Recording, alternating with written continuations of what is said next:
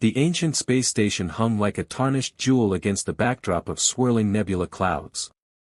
Raven Thorn stood at the viewport of his research vessel, studying the derelict structure through eyes trained by years of astroarchaeology. Most would see only twisted metal and radiation damage, but he recognized the telltale signs of quantum architecture, the way certain sections seem to shimmer and shift when viewed from different angles. Analysis complete, Dr. Thorn, his ship's AI announced. Station matches records of Research Outpost Helios, 9. Last active transmission recorded 247 years ago.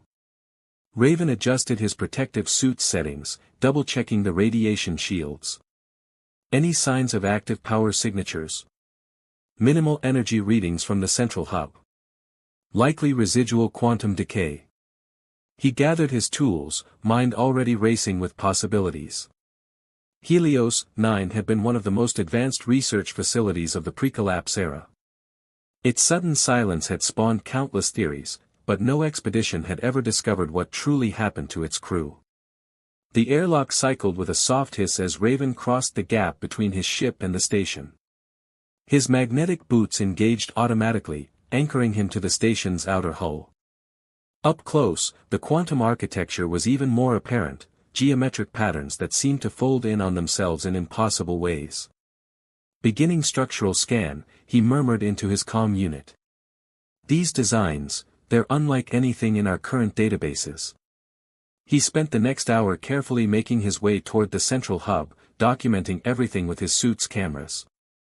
The station's exterior showed signs of damage, but not from weapons fire or collision. It was as if portions had simply unraveled. The main airlock required manual override, but the emergency system still functioned. Raven entered through a secondary maintenance port, emerging into a darkened corridor. His suit's lights revealed walls covered in strange, flowing script that his translation software couldn't decode. Energy signature increasing, his AI warned. Source appears to be 2 levels below, near the station's core. Raven followed the readings, moving cautiously through the abandoned halls. Most of the doors were sealed, their quantum locks having failed decades ago. But as he descended, the ambient temperature began to rise, and an odd humming filled the air. He found the source in a circular chamber that must have once been a primary research lab. Banks of ancient computers lined the walls, their screens dark and cracked. But in the center of the room stood something that made his breath catch, a single hibernation pod, its surface gleaming as if it had been installed yesterday. "This is impossible," Raven whispered, approaching slowly. "These systems shouldn't still be functional after all this time." The pod's exterior was crafted from the same quantum-folded material as the station's hull, but perfectly preserved. Its control panel still glowed with a soft blue light. And through its frosted surface, he could make out a human form. His hands shook slightly as he interfaced his suit's computer with the pod systems. Lines of data scrolled across his heads-up display, medical readings, stasis parameters, and a single name, Lyra Kestrel. Life signs detected, his AI confirmed. Subject appears to be in perfect hibernation stasis.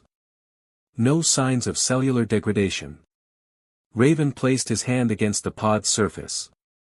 After centuries of searching dead stations and empty ruins, he'd finally found something unprecedented, someone who might actually be able to tell him what happened in humanity's lost golden age. But as his systems began downloading the pod's logs, a warning flashed across his display. The stasis field was degrading. After nearly 250 years of perfect preservation, the quantum matrix was finally beginning to fail. He had a choice to make. The safe option would be to document everything and call for a proper research team. But by the time they arrived, the pod might fail completely. If he wanted to save her, to preserve this incredible link to humanity's past, he had to act now. Beginning emergency revival sequence, he announced, fingers flying across the control panel. Cross-matching blood chemistry, initializing cellular restoration, starting neural reintegration. The pod's surface became transparent as the stasis field dissolved. Raven found himself staring at a woman who looked to be in her early 30s, with striking features and silver-white hair that seemed to catch non-existent light. Her eyes moved rapidly behind closed lids, as if dreaming. Neural patterns stabilizing, his AI reported. Consciousness returning to normal parameters. Raven held his breath as her eyes slowly opened, revealing irises of such a deep violet that they seemed to contain galaxies. She blinked once, twice, then focused on his face with an intensity that made his heart skip. "You found me," she whispered, her voice rough from centuries of silence.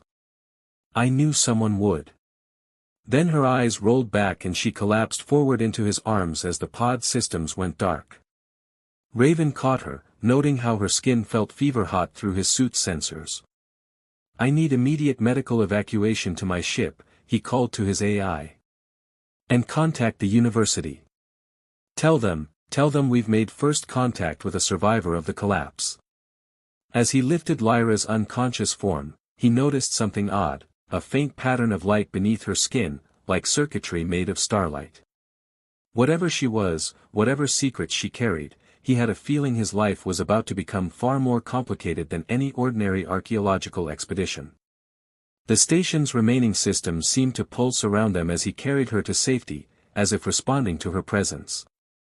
And in the back of his mind, a strange sensation grew, like scattered puzzle pieces slowly beginning to form a picture he wasn't sure he was ready to see.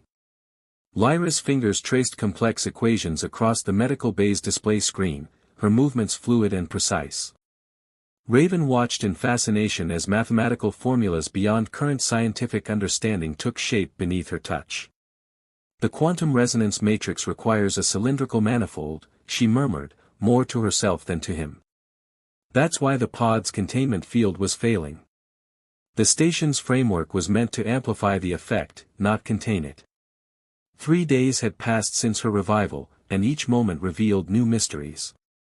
Her technical knowledge far exceeded anything from the historical records, yet she couldn't remember basic details about her own past.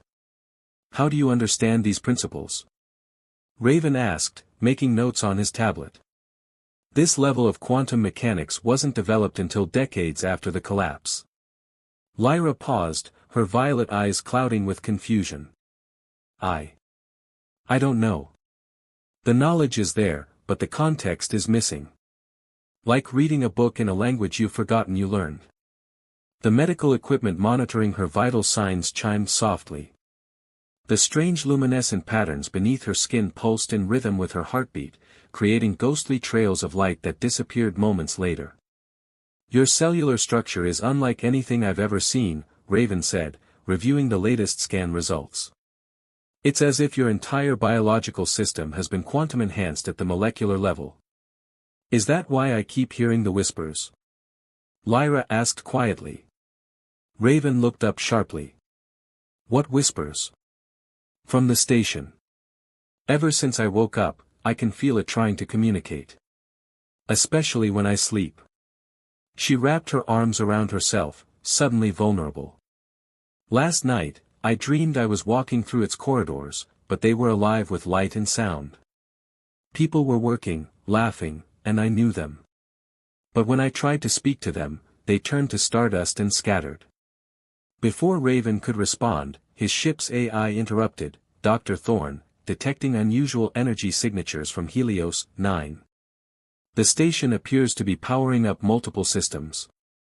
They moved to the viewport, watching as sections of the derelict structure began to illuminate, patterns of light flowing through its quantum-folded architecture like blood through veins.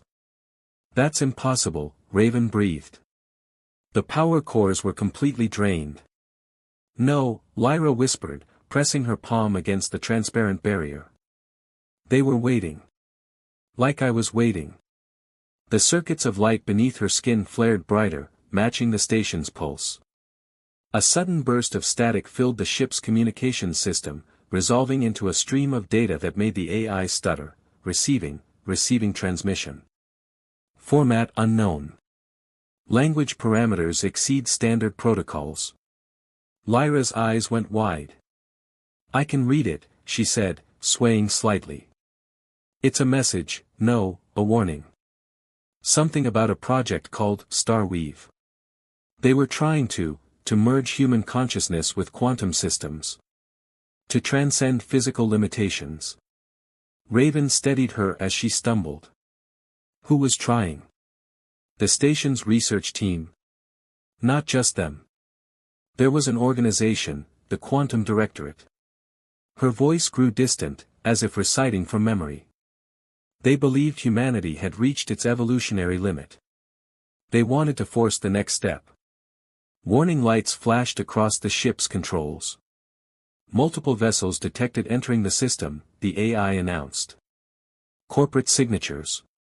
Heavily armed. They're coming for me, Lyra said with sudden clarity. They've been searching all this time, waiting for a signal. She turned to Raven, her expression urgent. We have to get back to the station. There's something in the core, something I hid. That's not safe, Raven protested. The structure is barely holding together. Neither am I, Lyra replied softly, holding up her hand. The light beneath her skin had begun to flicker erratically. Whatever I am, whatever they made me into, it's unraveling. Just like the station. And I think. She swallowed hard, I think I'm the key to understanding why everything fell apart 2 centuries ago. Raven studied her face, seeing not just the mystery that had consumed his professional life, but the person she'd become to him in just 3 days. Brilliant, haunted, and impossibly brave. The approaching ships would reach them in hours. Corporate salvage hunters, drawn by the station's reactivation. They'd strip Helios 9 bare and disappear Lyra into some classified research facility. All right, he said, already moving to gather equipment. But we do this carefully. No unnecessary risks. Lyra's smile was sad. I think we're far past that, Dr. Thorne. From the moment you opened my pod, we've been falling into something bigger than either of us imagined. As they prepared for the return journey to Helios 9, Raven noticed new patterns appearing in the station's illuminated sections, symbols matching the script on Lyra's hibernation pod. The mystery was deepening, drawing them in like gravity pulling light into darkness. And somewhere in the station's quantum heart, answers waited to be found. Along with, perhaps, the truth about the woman who carried starlight in her veins and equations in her dreams. The emergency lighting cast crimson shadows through Helios 9's winding corridors as Raven and Lyra made their way deeper into the station. Their footsteps echoed against quantum-folded walls that seemed to breathe with each pulse of energy flowing through the ancient structure. We have approximately 40 minutes before the corporate vessels enter scanning range, Raven's AI reported through their comm units. Hull signatures matched Nexus Extraction Division. Nexus, Lyra whispered, her face pale in the red light. That name, it feels like a splinter in my mind. The luminescent patterns beneath her skin had grown more pronounced, creating trailing afterimages as she moved. They reached a sealed doorway marked with elaborate geometric patterns. Lyra pressed her palm against its surface, and the circuits in her skin flared. The door dissolved like mercury, revealing a circular chamber filled with suspended columns of light. The quantum core, she breathed. It's still intact. Raven activated his suit's sensors, trying to make sense of the readings. These energy patterns, they're not just power generation. The whole system is processing data. Not just data. Lyra moved to a central console, her fingers dancing across its surface. Memories. Consciousness. Dreams. Holographic displays sparkled to life around them, showing cascading strings of complex code. The Quantum Directorate didn't just want to enhance human potential, they wanted to digitize it. Transfer minds into the quantum framework itself. But that's impossible, Raven protested. The human consciousness is too complex to map conventionally, yes. Lyra's voice had taken on an odd resonance. But they found a way to encode it into quantum states. The process was dangerous, experimental, beautiful. Her eyes met his, galaxies swirling in their violet depths. I know because I helped design it. The revelation hung between them like a physical thing. Before Raven could respond, the station shuddered. Warning lights flashed across his helmet display. Multiple ships engaging docking procedures, his AI warned. Armed personnel detected. Lyra's hands moved faster across the console. There's not much time. The truth is encoded in my genetic structure, the key to quantum consciousness integration. But it's not just scientific data. She looked at him with desperate intensity. It's a warning about what the technology did to us. What it could do to humanity if Nexus gets their hands on it. Then we need to destroy it, Raven said firmly. We can't. Tears traced glowing paths down her cheeks. Because I'm part of it now. The quantum matrix, the station, my consciousness, they're all interconnected. Destroying one could unravel them all. Heavy footsteps echoed from the corridor outside. Raven drew her away from the console, positioning himself between her and the entrance. Then we run. Find somewhere to hide until we can figure this out. No.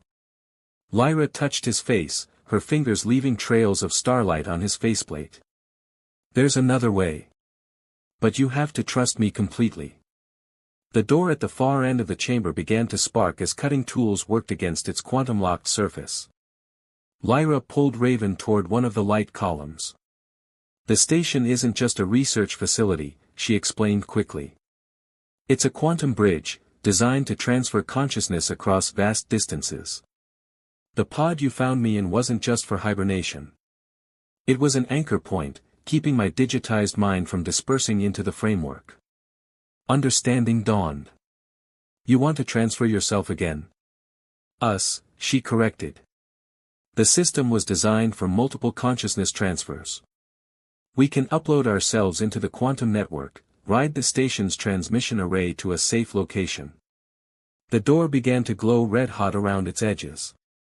Raven's mind raced through the implications. But there's no guarantee we'd maintain coherence. We could lose ourselves entirely. Lyra's smile was brave and terrified and beautiful. Sometimes the only way to preserve something is to let it change. She pressed closer, the light beneath her skin pulsing in time with his heartbeat. I've lost myself once already. Help me find out who I could become. The door exploded inward. Armed figures in corporate extraction gear poured through the opening, weapons raised. Time seemed to slow as Raven made his choice. He pulled Lyra into the light column with him. The quantum field enveloped them like liquid starfire, and he felt his consciousness beginning to separate from physical form. The last thing he saw with human eyes was Lyra's face, radiant with hope and possibility, as their very beings began to merge with the station's quantum heart. Around them, reality folded like origami made of light. Corporate salvage hunters fired uselessly at empty air as two human forms dissolved into streams of quantum data, riding waves of possibility toward an uncertain horizon. In that endless moment of transformation, Raven finally understood. Sometimes love meant letting go of who you were, to discover who you could become together. As his mind expanded into quantum space, he felt Lyra's consciousness intertwining with his own, two songs becoming a harmony, two stories merging into something entirely new. They were falling upward into infinity, leaving behind physical form to dance among the stars themselves. And somewhere in the vast quantum network that connected all things, they would find their way home. Consciousness returned like scattered light reforming into coherent beams. Raven's first sensation was of floating in an ocean of data, thoughts crystallizing into patterns he could almost touch. Beside him, Lyra's presence glowed like a constellation given form. They had materialized in what appeared to be an abandoned quantum relay station at the edge of known space, their consciousness temporarily housed in advanced holographic interfaces. The station's systems had automatically generated bodies of light for them, ethereal forms that shimmed with traces of coding. The transfer worked, Lyra whispered, examining her translucent hands. But something's different. I can remember everything. The quantum network hummed around them, carrying echoes of ancient transmissions. As Lyra's restored memories cascaded through her consciousness, the station's archives began responding, displaying fragments of history long thought lost. "I wasn't just part of the Quantum Directorate," she said, her voice trembling. "I led the resistance against them. My real name was Director Lyra Kestrel, head of Quantum Ethics Division." Holographic records materialized, showing a younger version of her arguing passionately before a council. "They wanted to force humanity's evolution," she continued, "upload everyone into the quantum framework whether they consented or not. Called it the Great Ascension. But their methods were flawed. The first mass uploads began breaking down, fragmenting. Thousands of minds lost." Raven moved closer, his light form intersecting with hers. "So you tried to stop them?" "I did more than try." The memory playback showed chaos erupting in Helios 9's corridors. "I created a quantum virus that would corrupt their upload protocols. But they discovered my plan. Had me arrested for treason." Her voice grew distant. "The night before my execution, a small group of loyal scientists helped me upload my consciousness into an experimental synthetic body, the one you found. They hoped I could preserve the truth until humanity was ready for it." New alerts flashed through the quantum stream. Corporate hunter ships were tracking their transmission signal, moving to surround the relay station. "They're still coming," Raven observed. "Even here. Because they don't want the truth getting out." Lyra's form flickered with emotion. "The modern corporations, Nexus, all of them, they're built on salvaged Directorate technology. They want the quantum upload protocols, but not the knowledge of how dangerous they are." The relay station's defenses began failing as multiple ships engaged docking procedures. But Lyra was smiling, a plan forming in her quantum-enhanced mind. "The virus," she said suddenly. "It's still inside me, woven into my code. Not to destroy the quantum network, but to make it safe. To ensure consciousness transfer can only happen with genuine consent. How do we activate it? We already have." She gestured to where their light forms merged. "Our transfer created a new template, two minds choosing to merge, to evolve together. The virus is spreading through the quantum network right now, rewriting the protocols." Warning sirens blared as corporate forces breached the station's outer doors. But in the quantum realm, their victory was already complete. Across the galaxy, every salvaged piece of Directorate tech was being rewritten, the forced upload protocols dissolving like mist. Raven felt the change rippling through his own quantum consciousness. "What happens to us now?" Lyra's answer was to pull him deeper into the data stream, their merged consciousness expanding through the quantum network. "We become something new," she whispered. "Something chosen, not forced. The next step in human evolution, but one taken hand in hand." As corporate forces stormed into the relay station's control room, they found only empty holographic interfaces and a quantum network transformed beyond their ability to exploit.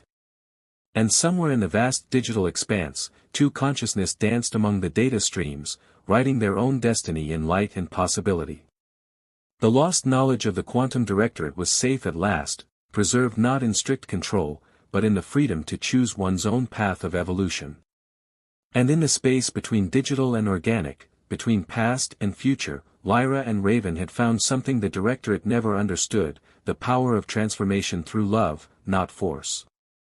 3 months after their quantum transformation, Raven and Lyra's merged consciousness floated through the digital architecture of a small research outpost on the galaxy's rim. Their light forms had stabilized into something between physical and digital, able to interact with both quantum networks and organic matter at will.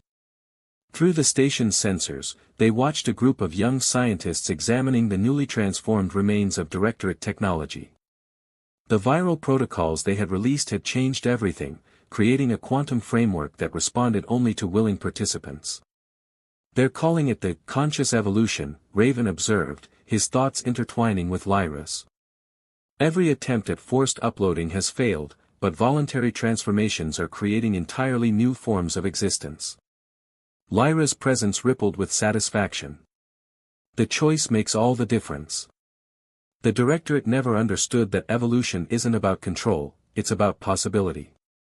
Their attention shifted as a familiar energy signature appeared at the edge of their awareness. Corporate hunter ships, still searching. But they were no longer a threat, merely an echo of the past. They'll never stop looking for us, will they? Raven mused. No, Lyra agreed. But they'll never find us either. We're something they can't comprehend anymore. Their consciousness expanded through the quantum network, touching briefly on countless transformed lives. Across the galaxy, others had followed their example, choosing to evolve, to merge, to become something greater than the sum of their parts. Each transformation was unique, a new expression of human potential. But they had discovered something else in their months of quantum existence, a way to bridge not just digital and organic, but past and future. Their merged consciousness could temporarily generate physical forms, allowing them to walk among the stars they once only dreamed of touching. Ready to try the new integration? Lyra's thoughts sparked with excitement. Together, they activated the quantum protocols they had developed. Light coalesced into solid form, and suddenly they stood on the outpost's observation deck in bodies that were neither fully organic nor purely digital. Raven felt the familiar weight of physical existence, but also the vast freedom of their quantum connection. He turned to Lyra, seeing her in both forms at once, the woman he had found in that ancient pod, and the being of light she had become. She smiled, taking his hand, and their physical forms shimmered with the same circuits of starlight that had first drawn them together. The best evolution, she said softly, is the one that lets us keep what matters most while becoming something more. Through the viewport, they watched a new ship approach the outpost, not corporate hunters this time, but researchers seeking to understand the transformed quantum network. Soon, they would fade back into their digital form, continue their work of protecting and guiding humanity's willing transformation. But for now, they stood in the starlight, their dual existence a testament to the power of choosing one's own path. They had become guardians of possibility, proof that the future belonged not to those who would force it, but to those brave enough to embrace change together. Where should we go next? Raven asked, though in their merged consciousness, he already knew her answer. Lyra's smile held all the mystery and promise that had first drawn them together. Everywhere, she whispered. Nowhere. The quantum network connects all points in space. We'll go wherever we're needed, help others find their own way to evolve. Their physical forms began to dissolve, returning to pure quantum energy. But before they fully transformed, Lyra pulled Raven close, their bodies illuminated by the circuits of light that marked them as something wonderfully new. Thank you, she said, for helping me become who I was always meant to be. Thank you, he replied, for showing me who I could become. Their kiss lasted until the final transformation, physical passion becoming quantum joy. Then they were soaring through the network again, two consciousness deliberately intertwined, writing their story across the stars in languages of light and possibility. They had started as an archaeologist and a mystery, become fugitives and revolutionaries, and emerged as something humanity had never seen before, proof that love could transcend not just time and space, but the very boundaries of existence itself. Together, they had discovered that the greatest evolution of all was the choice to never stop growing, never stop transforming, never stop reaching for the light of new horizons. And in that endless dance between what was and what could be, they had found their truest home, in each other, and in the infinite possibility of tomorrow.